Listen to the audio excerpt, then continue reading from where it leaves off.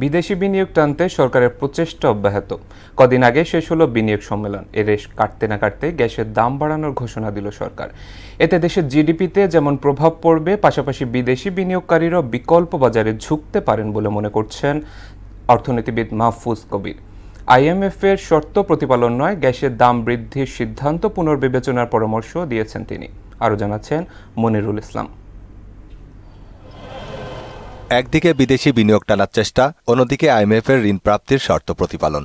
অহিনকুল সংকটে এখন অন্তর্বর্তী সরকার। ধীরগতির অর্থনীতি, ব্যাংক ঋণের চড়া সুদ, উচ্চ মূল্যস্ফীতি আর রাজনৈতিক অনিশ্চয়তার দোলাচলের মধ্যেই নতুন কারখানায় বাড়ানো হলো গ্যাসের দাম।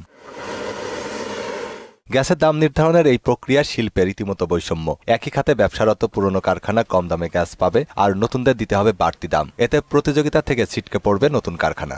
এখন যেটা দেখা গেল যে 1/3 বৃদ্ধির প্রস্তাব দিয়েছে আসলে বিআরসি। আইএমএফের ঋণ প্রাপ্তির শর্ত ছিল জ্বালানিতে ভর্তুকি কমানো। শর্তের অংশ হিসেবে রোববার নতুন কারখানার জন্য গ্যাসের দাম বাড়িয়েছে 33%। অনুমোদিত সক্ষমতার অর্ধেক বেশি ব্যবহারে গুনতে হবে আরও বাড়তি দাম। এতে বিদেশি বিনিয়োগ তৃতীয় বাজারে চলে যাওয়ার আশঙ্কা করছেন অর্থনীতিবিদ মাহফুজ কবির। সরকার এক ঘটা করে যে একটা বিনিয়োগ সম্মেলন করলো এবং সবাইকে বিনিয়োগের জন্য আহ্বান জানালো।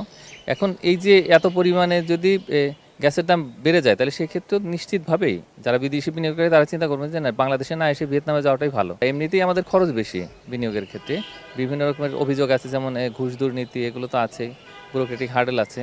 তো এখন এর মধ্যে এই যে হঠাৎ করে যে এইভাবে গ্যাসের দাম বেড়ে যাওয়া, এটা কিন্তু দেশি দুটো বিনিয়োগের জন্যেই অত্যন্ত অস্বস্তিদায়ক এবং হতাশার। রপ্তানিমুখী ও অভ্যন্তরীণ সব ধরনের শিল্প প্রতিষ্ঠানের সক্ষমতা কমে যাবে। দ্রব্যমূল্য বৃদ্ধি পাওয়ায় বেড়ে যাবে মূল্যস্ফীতি, বাড়বে সাধারণ মানুষের জীবনযাত্রার ব্যয়ও। ফলে সার্বিক অর্থনীতিতেই পড়বে বিরূপ প্রভাব। তাই এই দাম পুনর্বিবেচনার পরামর্শ এই অর্থনীতিবিদের। বিনিয়োগের সুরক্ষার বা নতুন বিনিয়োগ আকর্ষণের মূল জায়গাটা হচ্ছে জ্বালানির দামটা স্থিতিশীল রাখা এবং হঠাৎ করে অযৌক্তিকভাবে এত বিপুল পরিমাণে দাম না বাড়ানো। তো এই বিষয়টা আমি মনে করি সরকারের চিন্তা করা উচিত, এবং বিআরসি যে সিদ্ধান্ত নিয়েছে অবশ্যই অবিলম্বে সেটাকে বাতিল করা উচিত, এবং এখন কোনোভাবেই আসলে গ্যাসের দাম বাড়ানো যাবে না।